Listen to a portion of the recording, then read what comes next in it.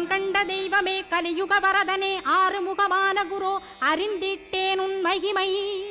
இக்கணமே வருவாய் என் ஸ்கந்த குருவே, நீ என்னை காத்திடவே எனக்கு நீ அருளிடவே. அரைக்கணத்தில் நீயும் ஆடி வருவாயப்பா, வந்தனை தடுத்து வலிய ஆட்கொள் வரத குரோ.